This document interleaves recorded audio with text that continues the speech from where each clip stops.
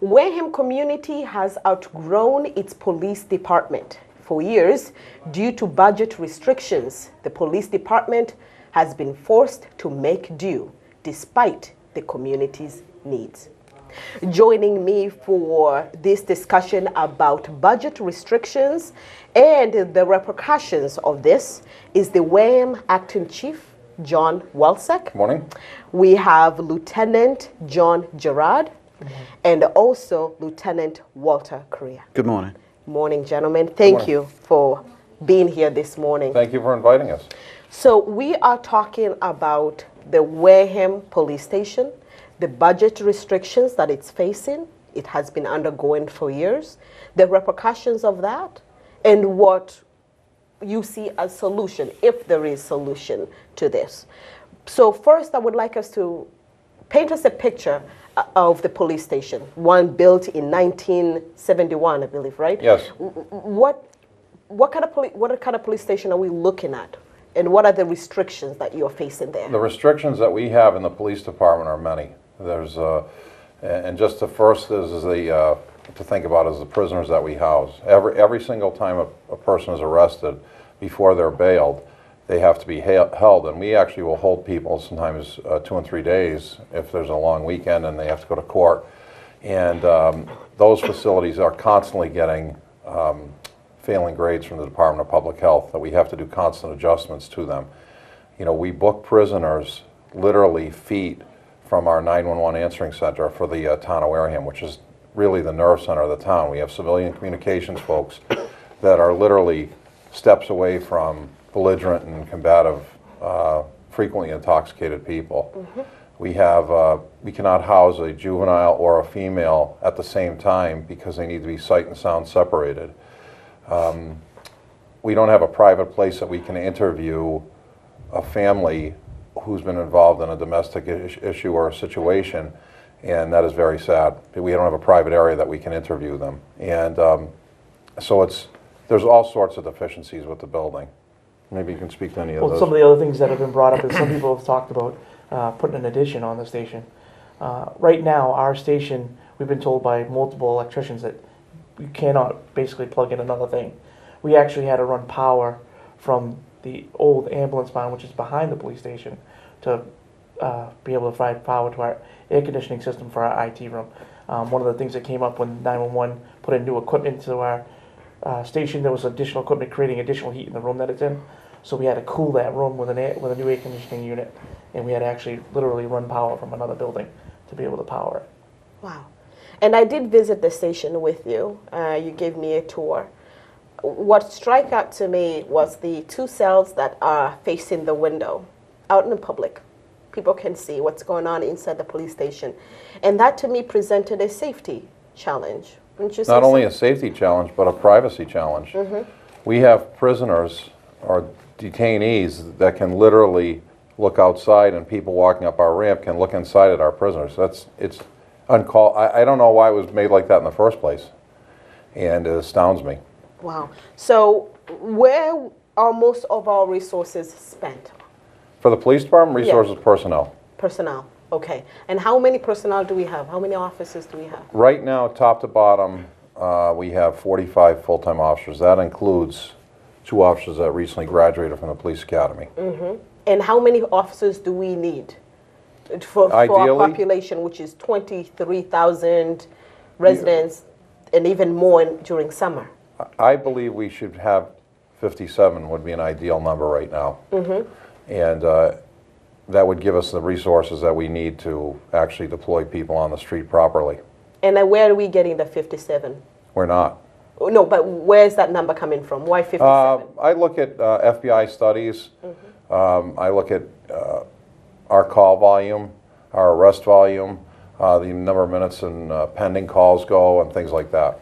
And that compared with, many of the towns around us as well, kind of gives you an idea based on population, what we should have for officers as well. By example, Dartmouth has over 70 full-time officers, and Wareham has 45, and we're a very busy agency. You are. You are. I see the number of calls that you have received in 2017. You are very, very busy.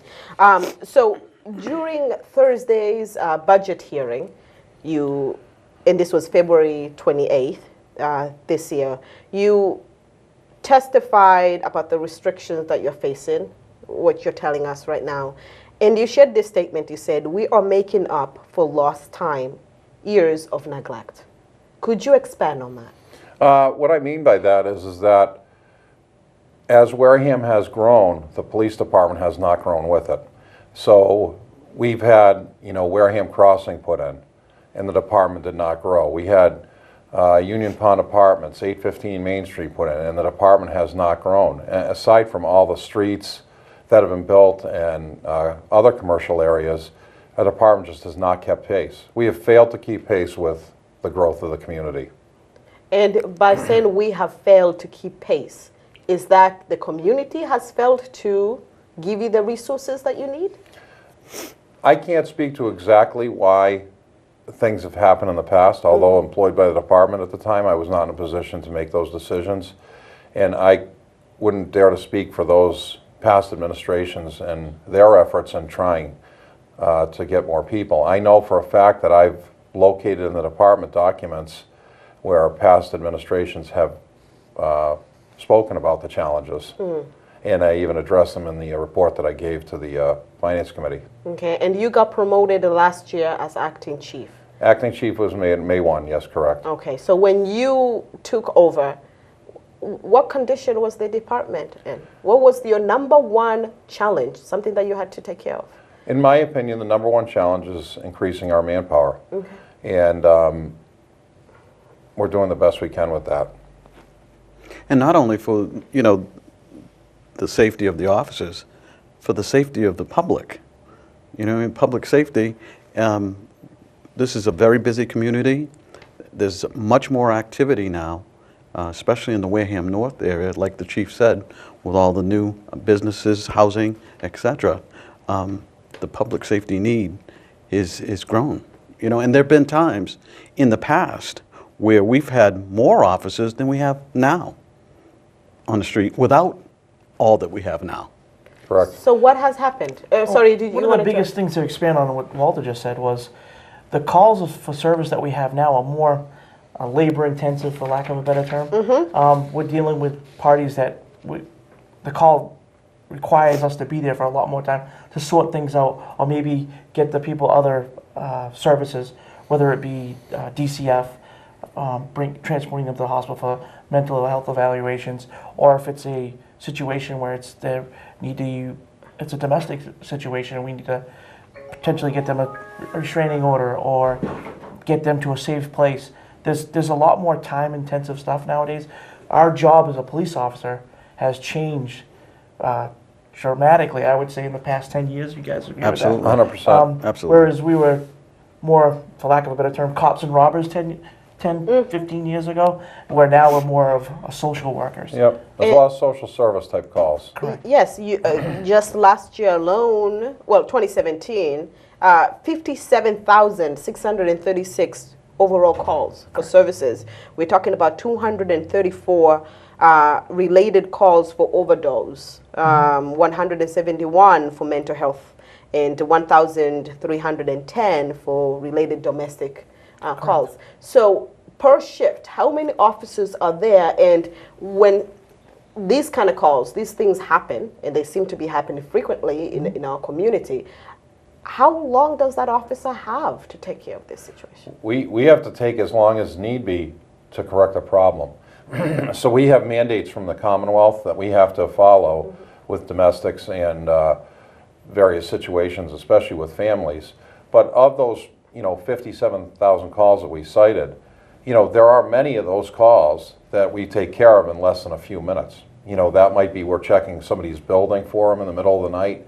We're checking an area in the middle of the night. So it's not like every single call requires hours of service. But we could have calls that go weeks before they're closed. Just because the nature of the investigation, that on and off there's multiple things that have to happen with that call before they're actually closed out. Yes. I would say one of the things is to take a domestic violence call. I believe the number we came up with, the average number we came up with, was approximately 35 minutes. That's from the dispatcher dispatching the unit to the call, the person responding, and answering the call. Because there is that case where you might have to get them to a safe, whoever the battered person was, to a safe location, or you might have to deal with children, get DCF involved, and they have to come out and respond and potentially find care for the child. Okay. And it should be noted that, you know, in domestic disturbances, if someone is assaulted and physically assaulted, the Commonwealth says arrest is not mandated, however, it's the preferred response. We absolutely have to charge somebody, but 9 out of 10 of those cases, an actual physical arrest is being made. So the on-scene time may be 35, 40 minutes.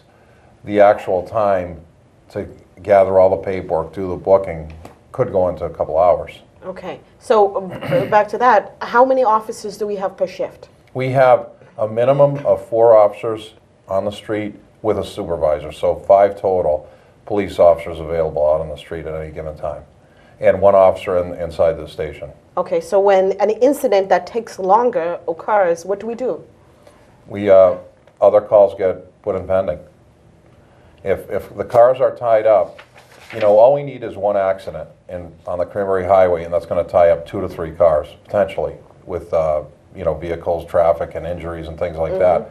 So the other calls are just placed in a pending mode. They're triaged by the communication staff and the police sergeant that's on duty. Okay.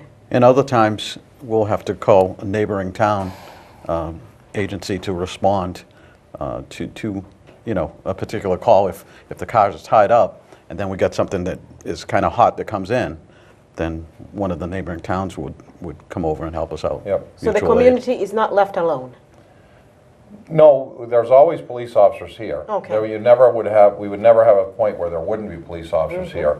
And we have a very good working relationship with the Plymouth County Sheriff's Department, and they have canine officers frequently in the community, and that's very helpful. But the state police will back us up on calls. You know, Marion, Rochester, Bourne will come in as needed. Okay. So you're asking for more money, more funding. From your current budget, how much additional funding do you need?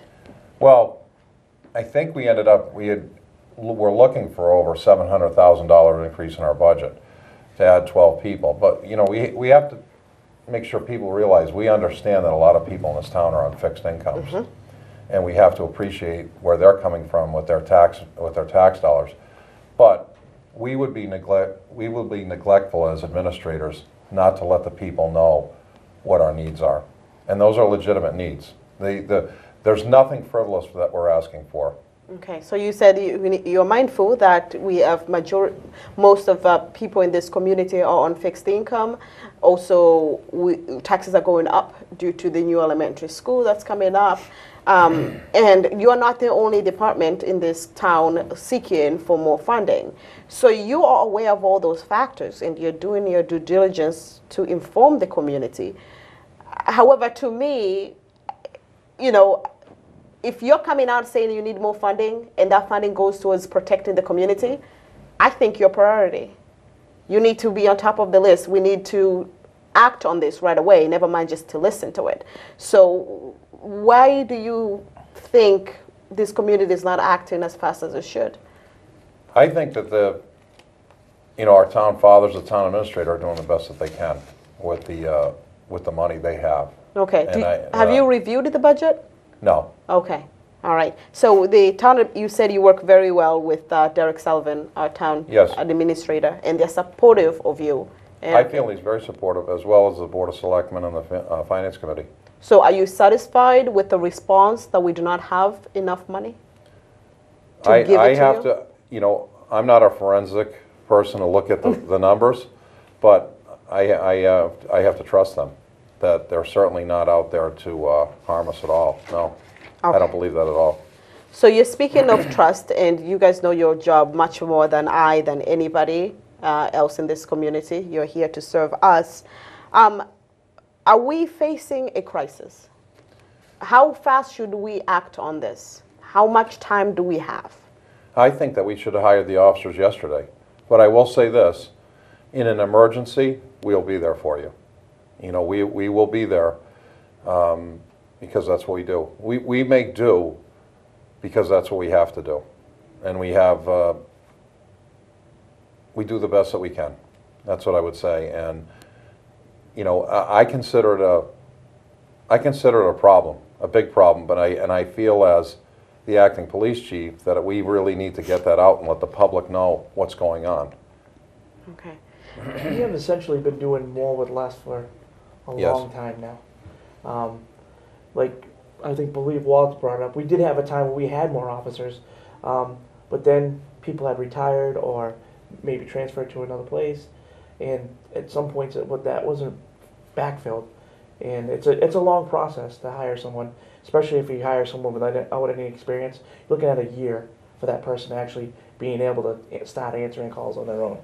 So. You mentioned you've been doing less for a very long time, and when people were asking the school administration why a new elementary school, and while they've been doing less for a very long time, like why now? So the same question to you, why now? So if you were able to manage this and you've been managing this for all this time, why act on this now? Because I'm the person sitting in the seat right now, in the seat of the head of the department, and it's important for me to let the public know. So the officers work at I would say a furious pace, you know, and they're used to that work level. But it's certainly not the optimum that we could give the community. Okay. Would you have anything else you'd like to add? I was just going to echo the same thing. It's been basically public safety in terms of the police. It's been back burner for a long time. And at some point, you have to bridge that gap. And Right. Another thing is, one of the things that was brought up, because we had a discussion a year ago, probably when he took the position, about what the things that we needed, and we actually, in some aspects, we took a step back because we realized that the elementary school was kind of a big topic and a big thing in town. And very important. We were quiet about what we needed in that aspect, but we can't. It's something that did we make a mistake in not bringing it up earlier? Maybe, but I think our more important thing is we want everyone to know that we need to get more people. We definitely need more people. And the requests aren't, you know, if we had more people, we'd be able to handle things more proactively.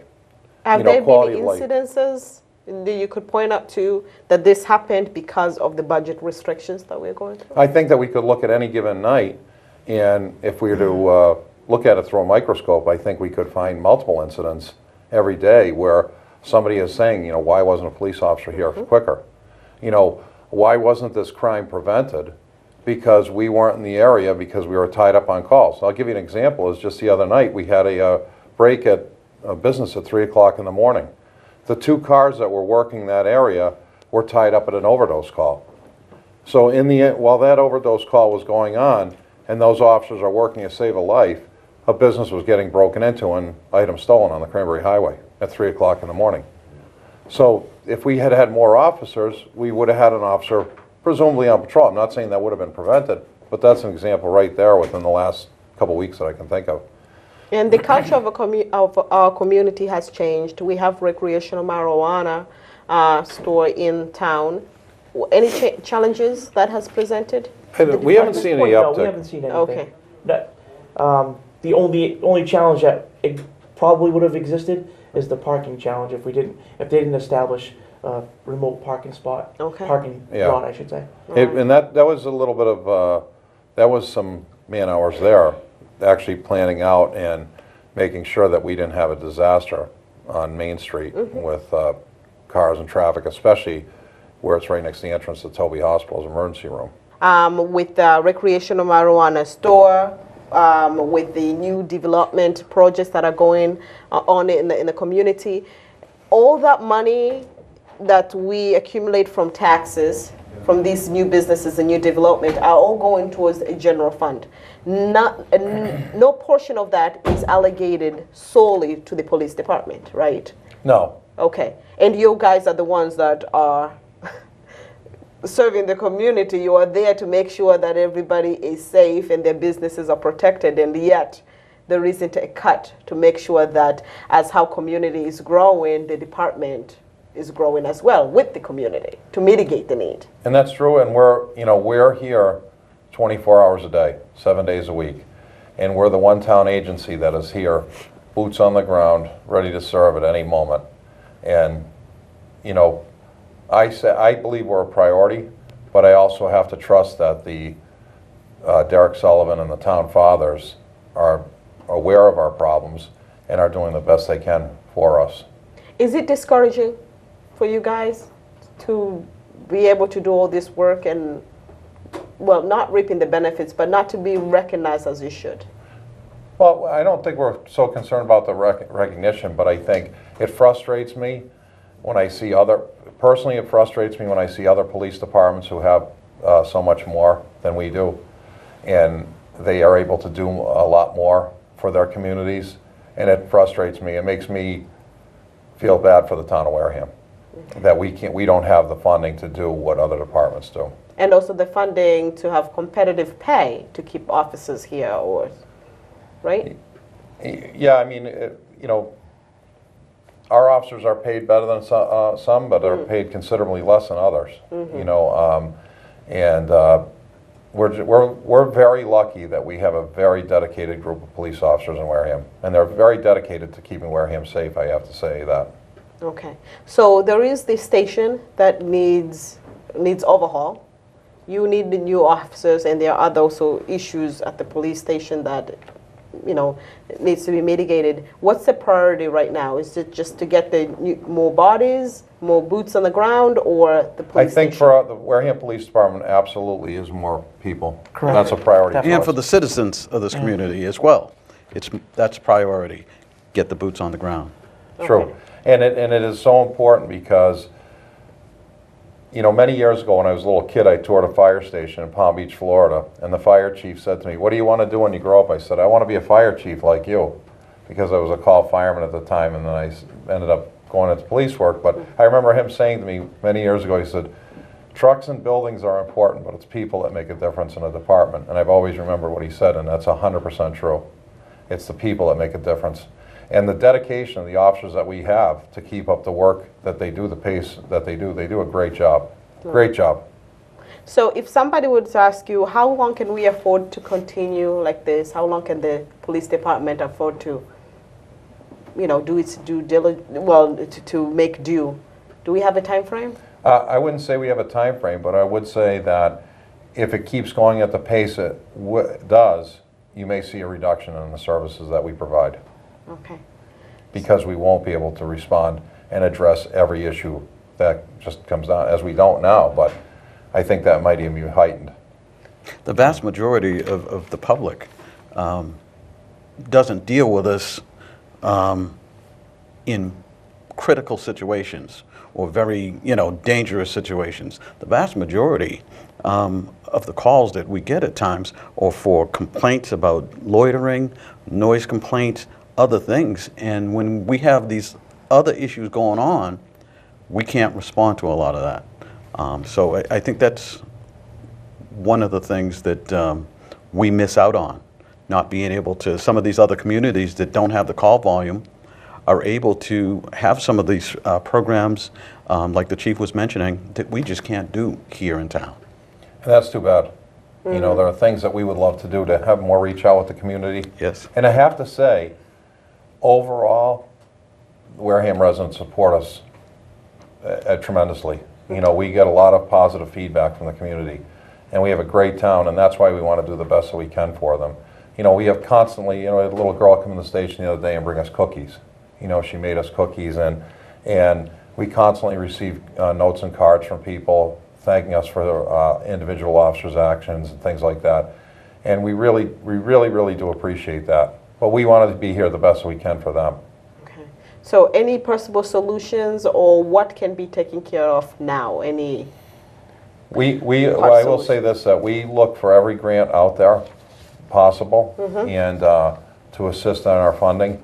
And other than that, we're going to continue to mandate it the best we can. Exactly. All right. Thank you all for being here. Thank you for Thank you inviting for us. having us. So that was the Wareham Police Department, the acting chief, John Walsek, Lieutenant John Jared, and Lieutenant Walter Correa, here to discuss about budget restrictions that they're facing, repercussions of those restrictions, and possible solutions. Have a pleasant day, Wareham. Bye. Thank you. You did great. That's good. Thank you very much.